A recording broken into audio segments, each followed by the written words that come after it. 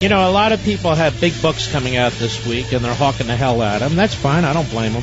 But there's a great book that's come out this week, and it's not getting enough attention. It's called Crapitalism. I wish I had come up with this word. Crapitalism, Liberals Who Make Millions Swiping Your Tax Dollars, by Jason Mattera. And Jason Mattera is a friend of mine.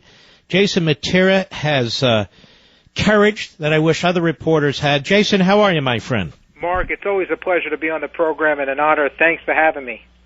Jason, before we get into your book, I saw online at PJ Media that one of the thugs who protects Harry Reid, simply because you asked Harry Reid how he made his millions, despite the fact that he's on your government payroll, literally threw you against the wall of the Capitol building. Am I right about that? Yeah, it's absolutely unreal. How does someone who entered politics broke then get rich, right? It's a valid question and to ask, and I go and confront Reid on it, ask him a basic question, how he became so rich on a government salary and how did he accumulate so much wealth. His bodyguard then takes me and shoves me up against the wall, then asks me, are you with press? Once I tell him, yes, I'm actually with the media, and I'm asking this question, he's like, I don't care if you're press or not.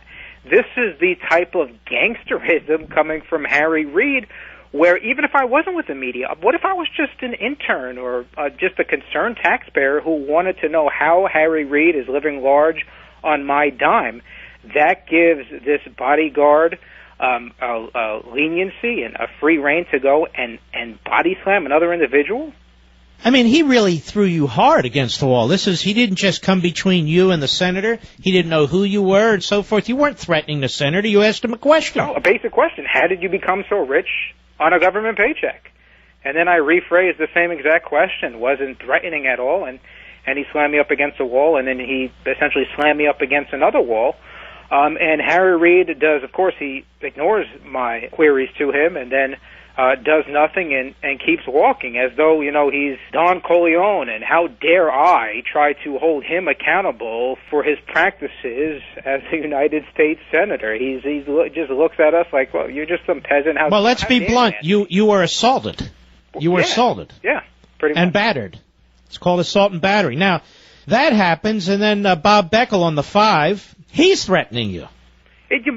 Bob Beckel called me un-American, called me lousy, a punk, and threatened me to challenge me to a knife fight live on national television, all because I asked Lois Lerner questions that she should have been asked 2 years ago. Like, is she remorseful, and does she regret targeting conservatives? Where are those missing emails? When is she, why did she plead the 5th? What is she trying to hide? And just for asking Lois Lerner this. Now, the media wants nothing to do with reporting on Lois Lerner. Lois Lerner thinks she's the victim in all this, if you can believe it. The Justice Department, well, heck, they're looking to undermine the investigation, not actually carry one out.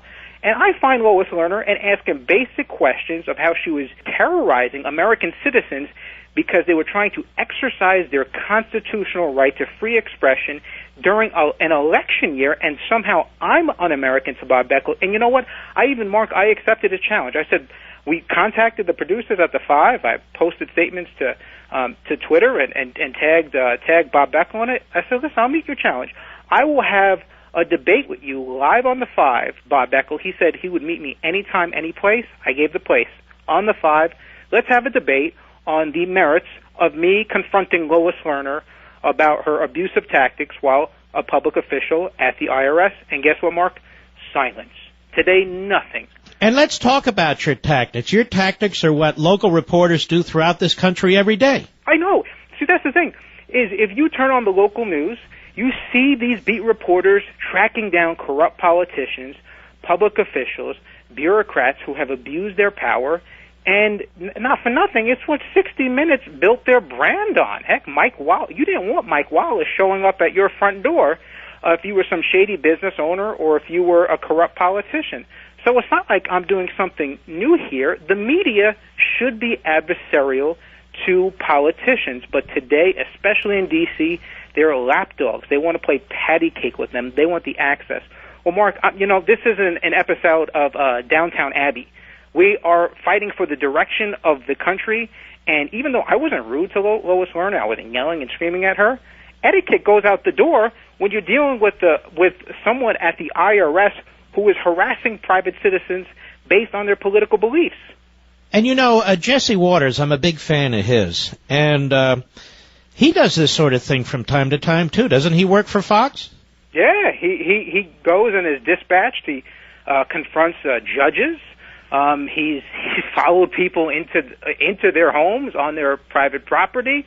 So it's amazing how somehow when I do this, Mark, and I don't have the resources like Fox does, but I get a cameraman and we go and we ask these basic journalism questions that the media should be asking, and somehow, Jason is over the line. I just think the fact that Harry Reid's guy assaulted you, and he clearly did on video for asking a question, that some Republican in the Senate ought to speak out and file an ethics complaint, because that is just so outrageous.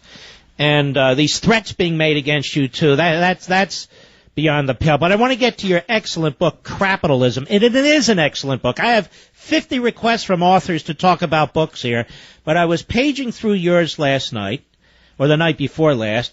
I said, this is a damn good book, Crapitalism, Liberals Who Make Millions Swiping Your Tax Dollars. Tell everybody what the purpose of the book is and what you found. Well, I wanted to have 27 chapters on 27 different cronies who all have the common theme, and that is they're using their political access, leveraging their connections, all to swipe our tax dollars and minimize their exposure but maximize ours. So these cronies, they range from big box retail to Hollywood moguls to cronies in government like Harry Reid, Maxine Waters, to even rappers like Jay-Z, and people wouldn't know how he's exploited taxpayers to the tune of $750 million. So I wanted to have just a quick compendium of different cronies ranging from industry that people can look at and say, you know what, that's right, this isn't capitalism. This is a collision of cronyism and capitalism, giving us crapitalism. And while the left today is always whining about the 1% and how the rich are amassing greater wealth ever in the history of America and rising income inequality, well, guess what? It's because of their policies. Because when you have these big government programs, you're going to have big government contracts, and you're going to have the people who are trying to turn their campaign donations into taxpayer crony fuel. Well, let's hit a few of these before we run out of time. Okay. Steven Spielberg, what can you tell us about him? Worth $3 billion, so he should be able to fund his movies on his own. But no, he fleeces taxpayers. The most notable one is he filmed Lincoln in Virginia and got taxpayers to fork over nearly $5 million in subsidies to help bring in a film that grossed 3 times its estimated budget. Why are politicians handing over millions of dollars to billionaire movie moguls to film when the movies make a lot of money on their own? Mm-hmm. Well, you're quite right. And what about our friend Harry Reid? Well, Harry Reid has moved his muscle around. He actually got the city of Henderson, Nevada, to alter its qualifications for city attorney because his son Josh Reid didn't qualify initially. He actually got the city to amend its qualifications so his son could be qualified. They had a new vote. Guess who was voted onto the position of city attorney with a fat government paycheck and perks? Well, Harry Reid's son. Harry Reid also, again, who was born into poverty, has supported a massive family, a pretty big family, 2 residencies on both coasts, and lives in the Ritz-Carlton in D.C. How is he worth close to $7 million? How is that happening? Well, Harry Reid has sponsored earmarks that, just coincidentally, Mark, just happen to coincide with a land that is near these earmarks and the construction of infrastructure projects. And no, but there's no conflict of interest. This just happens to be a Jason, this goes on. It's so sleazy. These senators and their wives or their husbands on K Street, they do these earmarks or other budget items that benefit their clients and so forth. They ought to put a big crime tape around the Capitol building and just arrest every one of these bastards. Let me hit one more, Jason. Let's go to Jeffrey Immelt. Who is he? Jeffrey Immelt, the CEO of General Electric, and it shows you that crapitalism should have a bipartisan condemnation. He claims he's a proud Republican, yet he has called the federal government industry champion for GE and a key partner for companies like GE, and that's why GE today is largely dependent on government contracts and is sponsoring or trying to get legislation like cap and trade and more of the electrification of federal vehicles. Why? Because they build a lot of these charging outlets for the electrification of these electric vehicles, and you look at them, it's not that the ideas have merit on their own and have a solid business plan. They look first and foremost to how much government grain I can get out of the taxpayers, and then they put that business plan in motion. So, heck, talk about crapitalism. Jeffrey Immelt brings it to a stratospheric level while at GE. Mm-hmm. I'm going to tell you something. You're very courageous. This is an outstanding book. If people really want a serious, substantive book to find out what's going on in their government, it's not a bunch of chest beating and follow me, follow me. You lay it all out, all the cronyism and corruption, particularly with the left. And I want to strongly encourage people to get it. You can go to Amazon.com. The book's called Crapitalism. Also, you're talking about folks going to Crapitalismsucks.com, Crapitalismsucks.com.